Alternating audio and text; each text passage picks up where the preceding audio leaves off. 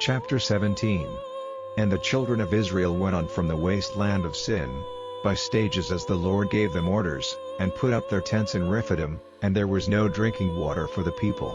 So the people were angry with Moses, and said, "Give us water for drinking."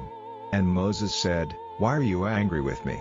And why do you put God to the test?" And the people were in great need of water, and they made an outcry against Moses, and said, "Why have you taken us out of Egypt to send death on us and our children and our cattle through need of water?" And Moses, crying out to the Lord, said, "What am I to do to this people? They are almost ready to put me to death by stoning." And the Lord said to Moses, "Go on before the people, and take some of the chiefs of Israel with you, and take in your hand the rod which was stretched out over the Nile, and go. See, I will take my place before you on the rock in Horeb, and when you give the rock a blow, water will come out of it, and the people will have drink." And Moses did so before the eyes of the chiefs of Israel. And he gave that place the name Massah and Meribah, because the children of Israel were angry, and because they put the Lord to the test, saying, "Is the Lord with us or not?" Then Amalek came and made war on Israel in Rephidim. And Moses said to Joshua, "Get together a band of men for us and go out, make war on Amalek. Tomorrow I will take my place on the top of the hill with the rod of God in my hand." So Joshua did as Moses said to him, and went to war with Amalek, and Moses, Aaron, and Hur went up to the top of the hill. Now while Moses' hand was lifted up, Israel was the stronger, but when he let his hand go down, Amalek became the stronger, but Moses' hands became tired, so they put a stone under him and he took his seat on it, Aaron and Hur supporting his hands, one on one side and one on the other, so his hands were kept up without falling till the sun went down. And Joshua overcame Amalek and his people with the sword. And the Lord said to Moses, "Make a record of this in a book, so that it may be kept in memory, and say it again in the ears of Joshua, that all memory of Amalek is to be completely uprooted from the earth." Then Moses put up an altar and gave it the name of Yahweh Nissi, for he said, "The Lord has taken his oath that there will be war with Amalek from generation to generation." Chapter 18. Now news came to Jethro, the priest of Midian, Moses' father-in-law, of all God had done for Moses and for Israel his people, and how the Lord had taken Israel out of Egypt. And Jethro, Moses' father-in-law, took Zipporah, Moses' wife, after he had sent her away, and her 2 sons, one of whom was named Gershom, for he said, "I have been living in a strange land," and the name of the other was Eliezer, for he said, "The God of my father was my help, and kept me safe from the sword of Pharaoh." And Jethro, Moses' father-in-law, came with his sons and his wife to where Moses had put up his tent in the wasteland, by the mountain of God. And he said to Moses, "I, your father-in-law, have come to you, with your wife and your 2 sons." And Moses went out to his father-in-law, and went down on his face before him and gave him a kiss, and they said to one another, "Are you well?" And they came into the tent. And Moses gave his father-in-law an account of all the Lord had done to Pharaoh and to the Egyptians because of Israel, and of all the troubles which had come on them by the way, and how the Lord had given them salvation. And Jethro was glad because the Lord had been good to Israel, freeing them from the power of the Egyptians. And Jethro said, "Praise be to the Lord, who has taken you out of the hand of Pharaoh and out of the hand of the Egyptians, freeing the people from the yoke of the Egyptians.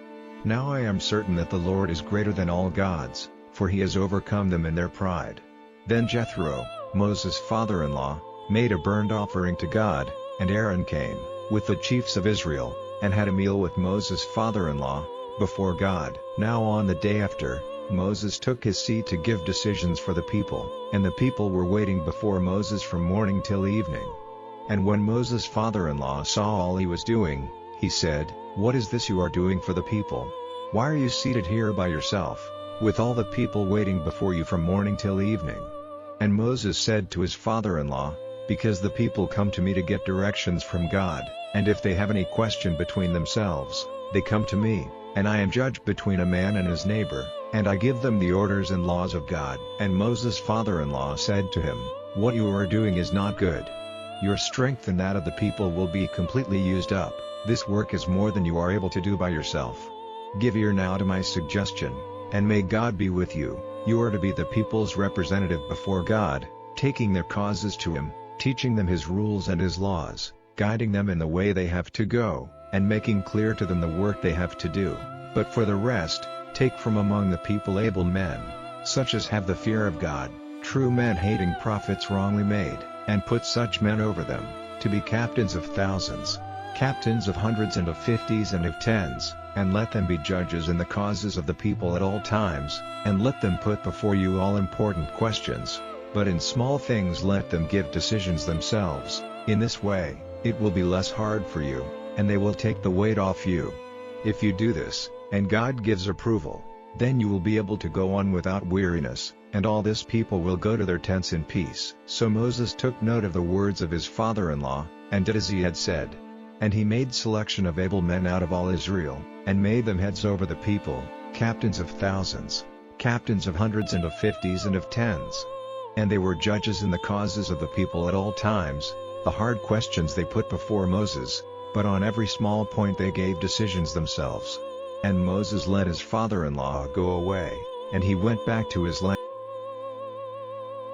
Chapter 16. And they went on their way from Elim, and all the children of Israel came into the wasteland of Sin, which is between Elim and Sinai, on the 15th day of the second month after they went out of the land of Egypt.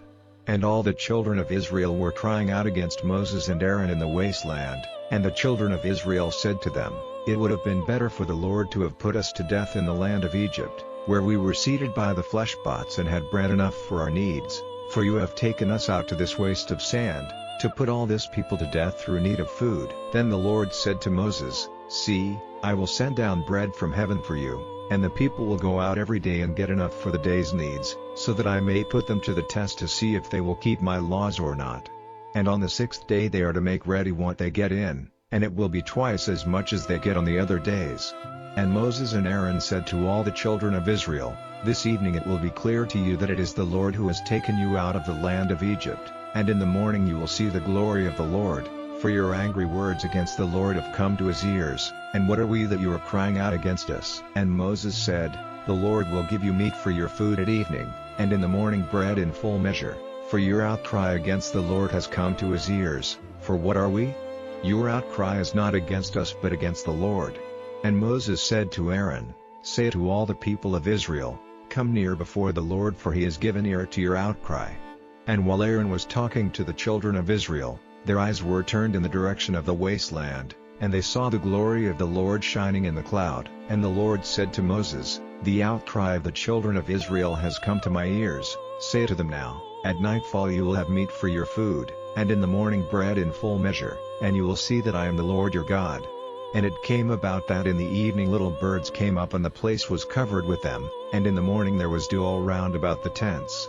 And when the dew was gone, on the face of the earth was a small round thing, like small drops of ice on the earth. And when the children of Israel saw it, they said to one another, "What is it?"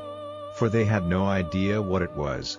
And Moses said to them, "It is the bread which the Lord has given you for your food. This is what the Lord has said, let every man take up as much as he has need of, at the rate of 1 omer for every person, let every man take as much as is needed for his family." And the children of Israel did so, and some took more and some less. And when it was measured, he who had taken up much had nothing over, and he who had little had enough. Every man had taken what he was able to make use of. And Moses said to them, "Let nothing be kept till the morning." But they gave no attention to Moses, and some of them kept it till the morning, and there were worms in it and it had an evil smell, and Moses was angry with them. And they took it up morning by morning, every man as he had need, and when the sun was high it was gone. And on the 6th day they took up twice as much of the bread, 2 omers for every person, and all the rulers of the people gave Moses word of it. And he said, "This is what the Lord has said, tomorrow is a day of rest, a holy Sabbath to the Lord. What has to be cooked may be cooked, and what is over, put on one side to be kept till the morning." And they kept it till the morning as Moses had said, and no smell came from it, and it had no worms. And Moses said, "Make your meal today of what you have, for this day is a Sabbath to the Lord. Today you will not get any in the fields. For 6 days you will get it, but on the 7th day, the Sabbath, there will not be any." But still on the 7th day some of the people went out to get it, and there was not any. And the Lord said to Moses, "How long will you go against my orders and my laws? See, because the Lord has given you the Sabbath, He gives you on the 6th day bread enough for 2 days, let every man keep where he is, let no man go out of his place on the 7th day. So the people took their rest on the 7th day. And this bread was named manna by Israel. It was white, like a grain seed, and its taste was like cakes made with honey. And Moses said, This is the order which the Lord has given, let 1 omer of it be kept for future generations, so that they may see the bread which I gave you for your food in the wasteland, when I took you out from the land of Egypt. And Moses said to Aaron, Take a pot and put 1 omer of manna in it, and put it away before the Lord, to be kept for future generations. So Aaron put it away in front of the holy chest to be kept, as the Lord gave orders to Moses. And the children of Israel had manna for their food for 40 years, till they came to a land with people in it, till they came to the edge of the land of Canaan. Now an omer is the 10th part of an ephah.